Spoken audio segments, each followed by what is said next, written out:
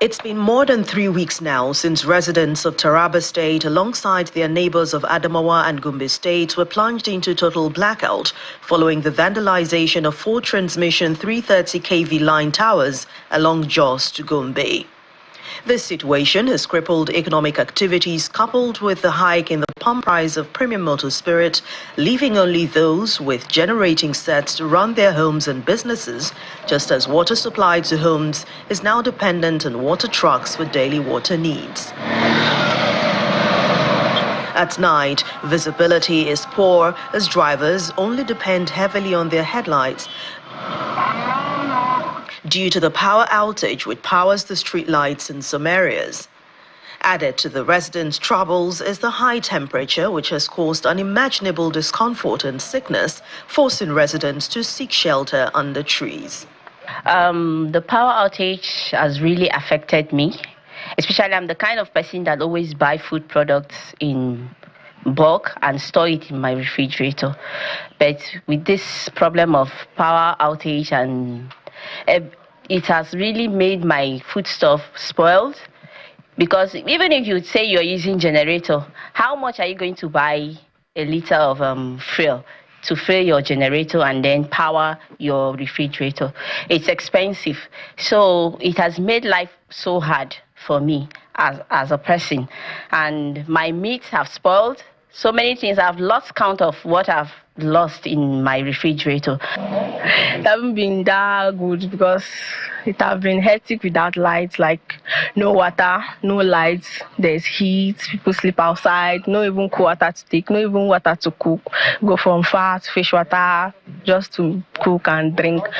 Pure water have been hot, everywhere is just hot, and there's mosquito outside, sleep outside, malaria, all of that. It hasn't been easy with the lights outage.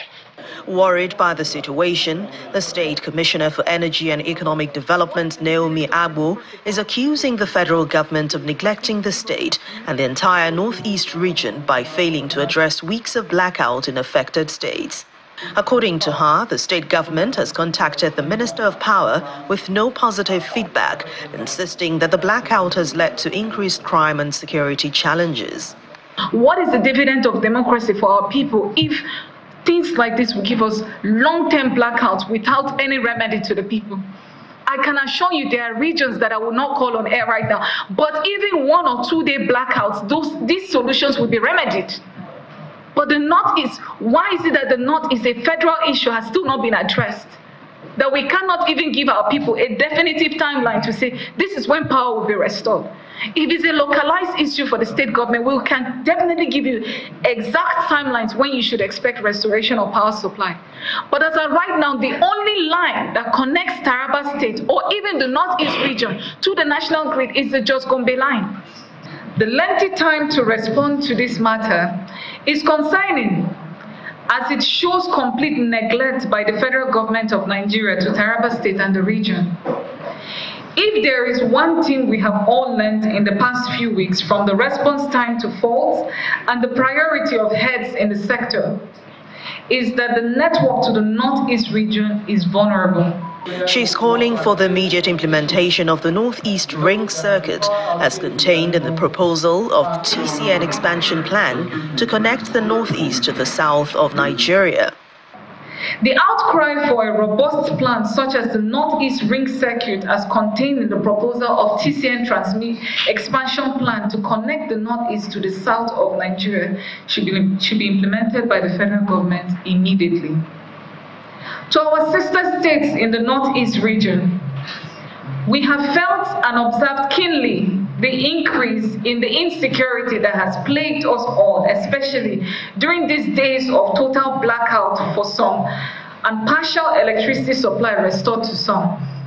I implore all of you to be vigilant and also take decisive actions by engaging the host communities of electrical infrastructures, such as the TCN transmission lines and towers, and ensure that security is provided to them. These infrastructures are the lifeline of this region, and also an attack on one is an attack on all. I also call on all our federal representatives in the region to be proactive in proving the lengthy disregard for power restoration to the northeast region of Nigeria, as this is a federal matter. In the interim, the state government is in partnership with the United Nations Industrial Development Organization to set up mini supply sources to the state as she appeals for more patience to achieve a breakthrough.